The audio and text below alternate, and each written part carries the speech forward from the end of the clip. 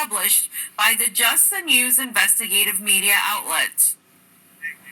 What these emails seem to be showing us is that it was a coordinated effort to damage the Republican, and that is a scourge on those particular individuals' reputations. It's also a scourge on the campaign of Joe Biden. So there is more here, and this cannot be written off as just nothing to see here, because there are facts, hard facts that contradict the platitudes coming from the State Department. Now, that was election disinformation, but it wasn't from Russia. It was from Joe Biden, the Biden campaign, and former U.S. security and intel officials that went along.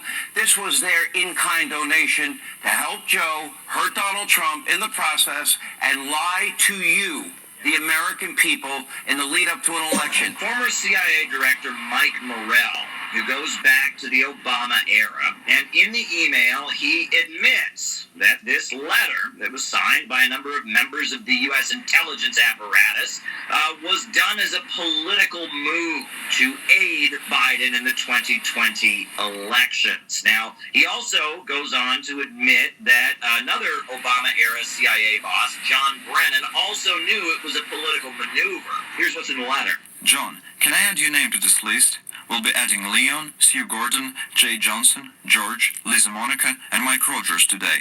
And working on adding Dan Coates, Mike Rogers, and Tom Bossert, and lots of other IC career folk. Trying to give the campaign, particularly during the debate on Thursday, a talking point to push back on Trump on this issue. Thanks, Michael. Okay, Michael, add my name to the list. Good initiative. Thanks for asking me to sign on. But it's better.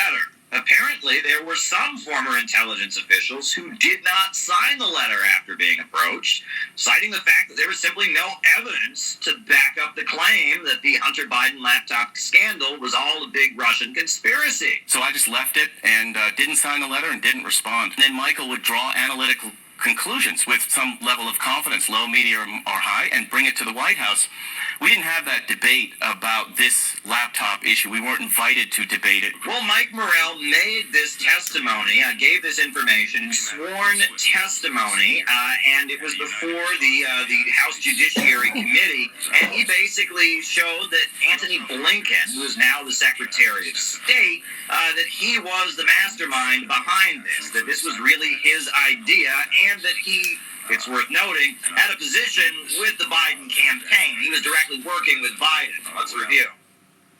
But prior to Secretary Blinken's call, you did not have any intent to write the statement. I did not.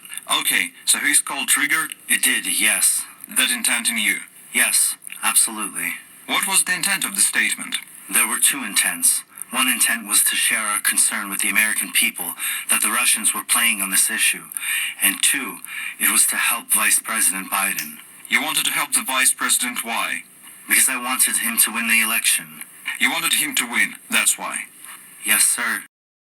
Gathering former intel officials and others to sign this letter. We then saw Joe Biden citing it as evidence in debates, the letter that his campaign essentially generated. Let's take a listen. There are 50 former who said that what this he's accusing me of is a Russian plant.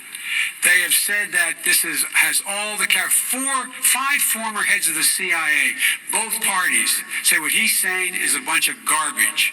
So we have a situation where the Department of Justice and the intelligence community is being utilized for partisan political purposes. And there have been congressional investigations revealing that to be the case, that a story that was true was led and presented as simply Russian propaganda, Russian disinformation, and the forces that came up with this claim to debunk what was a true story about the Hunter Biden laptop were doing so for political reasons, or partisan reasons. Now, this is quite a scandal that's been revealed. The question is, will anyone be held accountable for this?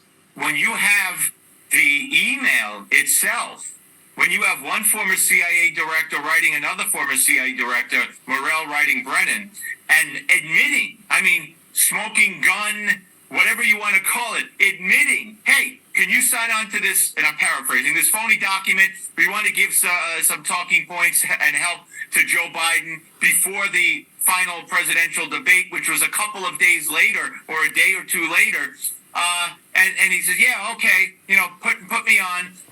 I mean, this should be page one, stop the presses, wow, and it's not in this country. It is not. You Google the story and you'll see Fox News, the Free Beacon, Washington Examiner, Just the News. But I've been watching all day CNN and cable news. It's not covered. They couldn't care less. So it's really messed up. It really is. This is frightening stuff.